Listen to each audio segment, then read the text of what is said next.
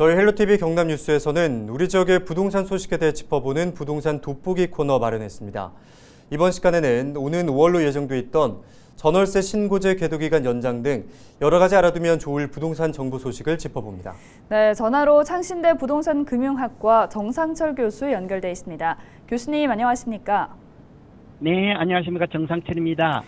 네, 이달 말 종료가 예정돼 있던 이 전월세 신고제 계도 기간이 늘어난다는데요. 먼저 전월세 신고제란 무엇입니까? 네, 전월세 신고제란 말 그대로 그 전세나 월세를 계약한 집주인이나 세입자가 계약을 하고 나서 30일 이내에 그 인근 주민센터에 신고하는 것이죠.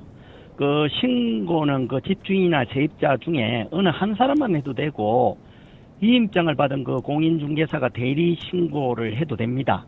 그 신고 대상은 보증금이 6천만 원 이상이거나 또는 그 월세가 30만 원 이상이면 대상인데 둘 중 어느 하나만 해당이 돼도 신고하도록 돼 있죠.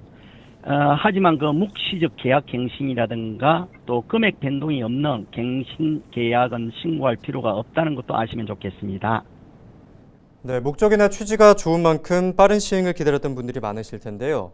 계도 기간을 둔 이유와 함께 또 계도 기간을 연장한 이유에 대해서 말씀해 주시죠. 네, 말씀하신 대로 그 전월세 신고제 계도 기간이 연장이 됩니다. 그 이유 중에 하나가 전월세 제도 시행 이후에 홍보도 제대로 안 된 경우도 많았고 또 부작용도 들어 생기기 때문에 계도 기간을 1년 더 연장을 하는 것 같습니다. 그 예를 들어서 집주인이나 임차인 모두 신고 의무가 있다는 것조차 모르는 경우가 있고 또 집주인이 신고 기준에 미치지 않도록 그 보증금이나 월세를 낮추어 그 대신 그 관리비를 올리는 꼼수 매물이 나오기도 한다는 것이죠.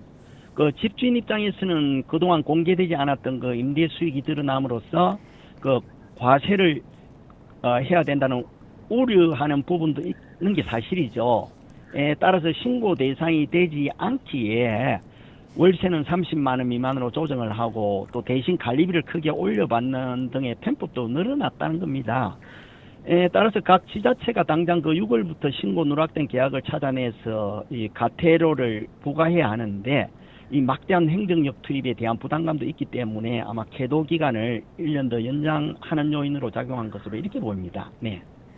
이 계도 기간 연장에 새 정부 출범과 또 지방선거의 영향도 있다는 말도 나옵니다. 현재 시행이 되고 있는 임대차 3법이 계도 기간 동안 폐지 수순을 밟는 건 아닌지 궁금한 도민분들이 많은데요. 앞으로 1년 동안 어떤 변화가 있을 것으로 보입니까?